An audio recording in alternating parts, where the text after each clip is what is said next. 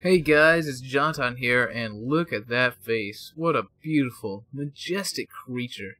So as you can see here, we're playing the Beastmen, and today we'll be fighting up against we'll be fighting some Dawi over here, as is tradition.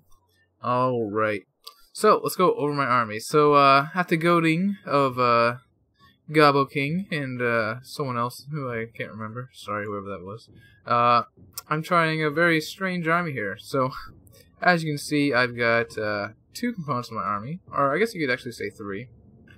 Over on the, well, let's go over the outskirts first. Over here, we got a Ungor herd, we got a Harpy here, we got a Brave Shaman of Wild to summon some Cygors, and for my lord, we got Morker the Shadowgave.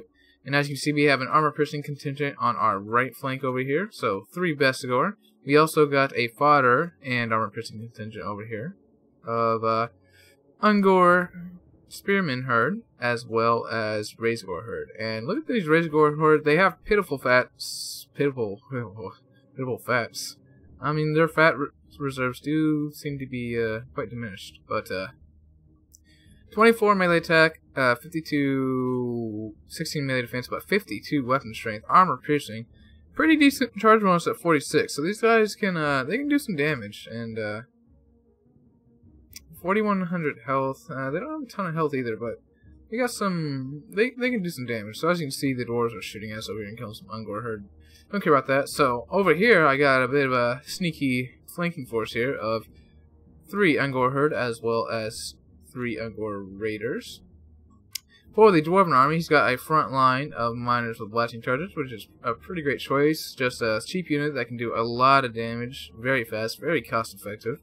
Also has armor-piercing melee attacks, although that's not the reason that you bring them. They're mostly a quick damage thing, really good unit, like I said. Can get a lot of damage on lightly armored units, even much more expensive lightly armored units, like in that last game we had where, well, actually y'all haven't seen that one yet. Oh, actually, yeah, you have. That game with the Napoleonic Dawi, they were just killing Wild and Seaguard, which cost 650, so that's pretty great.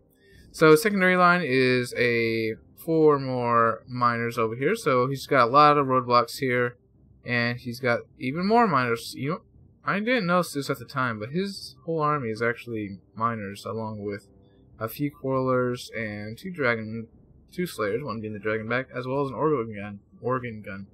Looks like he's got a Thane, a runesmith, and Thorgrim Gudgebearer as well. So let's go ahead and kick into gear. Very interesting army here. Very interesting army, and this isn't going to be good for me, guys. Y'all know I love getting these shots right here. Oh, yeah. Oh, my God. Oh, look at that, running through the fire. That's fucking awesome. Okay, so we get in there, so hopefully they won't be able to get their second charge throw off. We're getting in there. Organ gun is fucking at these Bestigor herd. Some of them are getting in here, though, but we're actually losing melee combat. Alright, so my Harpies are going back here to pressure these guys. My flanking force is on the way. These guys are running. But they are very far away. Gonna be leaving my caster over here to summon a Cygor, because, you know, Cygor can do some really good damage against the stationary Dawi. And what the fuck is this? Why can these guys throw... What the hell? Doesn't even make any sense. Doesn't even make any sense. So as you can see, all the Ungor Spearman herd are being pushed off here. You know, not even the Razorgors are doing particularly well. I mean, they're doing some good damage, but not for... The cost isn't doing great here. So he's actually sending all 3 of his lords after Morker the Shadowgave, so that is not going to fare well for me, especially now that all the support has been shoved off, and for some reason, man, that organ gun absolutely wrecked these Bestigor herd. So I realized that I'm not going to be able to get a Cygor summon anytime soon, because we actually started with low magic, which doesn't affect a faction like the Dwarfs. So I decided to run in with here, and at the very least, my Bestigor are winning that right flank pretty well here. So I'm going to pop Foe Seeker on Morker the Shadowgave, as well as Call of Violence, to just try to get the heck out of dodge here. But these guys still... Come on, how do they set up blasting charges? Alright, so we got him off his organ gun with my little flanking force here. And we're actually going after the crew over here because I didn't want to come in. We're also going to be collapsing a bit with these Ungor herd, and now I have some Chaos Spawn coming up here. The Bestigor are coming back into combat here. As you can see, they were able to catch Morker, and, well, he's dead. So, sucks for me. Sucks for me. Should have paid more attention. And as these miners go for my Ungor raiders, I'm going to pull away and intercept with, well, some rampaging Razor herd are going to intercept, as well as my Harpies. Over here, the Ungor Herd are providing a pretty good roadblock for these miners and these Dragonback Slayers. And we're just running off his cannon crew here now, too. As you can see, we just summoned a Cygor. But as it usually comes down to, the Dwarven Lords are just standing so stout over here. So again, a little Brace Stream off right here. There's some decent damage. Probably not worth the magic in my opinion when you can save it for something like a Cygor, which... it would have been great if I had got that off way earlier in the match, but unfortunately the magic did not favor me in this particular match. As you can see here, we're shooting into the Dragonback Slayers. They do have a missile block chance. What is it for them? I think it's... Go ahead and check that. What's the missile block chance on Dragonback Slayers? Look at all these arrows just pelting them in. Missile block. Right here. That's what we're looking for. Shielded. So I guess they... The idea is they spin both their axes around and block arrows with them or something like that. Anyway.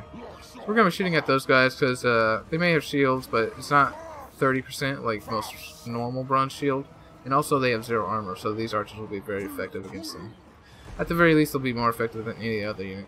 As you can see now, it's basically going to come down to an entire Beastmen army against 3 Dwarven Lords. And let's see how that goes. Because I'll give you a hint. It's not going to go well for an entire army when there's 3 Dwarven Lords on the field. Nope. Not at all. So we're in here just trying to finish off these 19 Dragonback Slayers.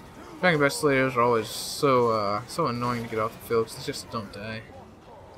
And unlike units like Flagellants, but Dragonback Slayers can actually do some really good damage. 55 weapon strength is pretty insane. Yeah, plus anti-large. So a few models of those guys can do really good actually. So as you can see, the entire my entire Beastman army is going to come over here and start piling in on the Runesmith. So yeah, look at all these pigs. Look at all these Ungors. There's literally 3 dwarfs in here, plus some routing, well, some actually destroyed Boilers. But that doesn't matter, because he's got 3 Dwarven Lords. So I'm just going to be gathering around here. We'll go ahead and speed up, and I want y'all just to see this. This is...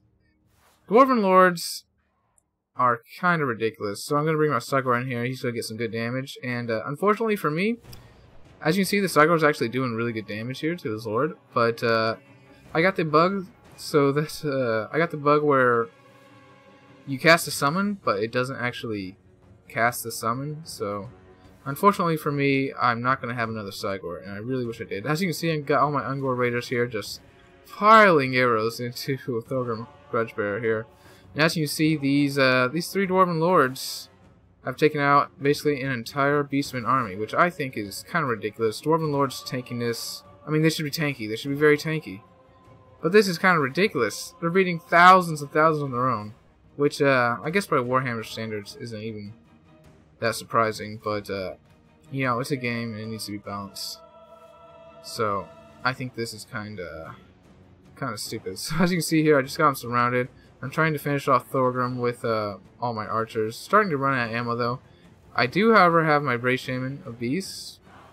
Of Wild, sorry. At this point, however, I'm, and as you can see, we just killed his Lord there. At this point, however, right before this, I thought that I still had my second summon, and at this point, I actually realized I don't, so I start cycle charging these guys, hoping I can break their morale. But they are just being sons of bitches. I mean, come on. They're just being ridiculously tanky. Like, what the hell? Alright. So I'm just going to keep on cycle charging here, and I just wanted to show this one off because it was, not only does it show the ridiculousness of Dwarven Lords, but I really like the cool flanking force I had there. Unfortunately, it wasn't the best map for it because I wasn't really able to start behind them, but it was still fun. So, as we see over there, Mork of the Shadowgrave got his ass fucked by those Dwarven Lords. Those Dwarven Lords getting 101, 85, and 103 kills. Dragonback Slayers doing amazing. Miners across the board not doing too great, but man, these Razor Guard Herd did okay. I guess they were fighting miners, so maybe their kills are inflated a bit. They're probably not as good as all this, but the best score did pretty good, except these guys who got hit by that organ guy. But it was an interesting game. It was an interesting game. I enjoyed playing it, and also was frustrated by it. But an all-miner army is pretty cool, though. I like the idea. You know, it didn't really work, but putting so much into these 3 lords, they were almost able to beat the entire army by itself. So that was just really interesting. But that's going to be all for this one, guys. Jonathan for Total Brohammer, signing out.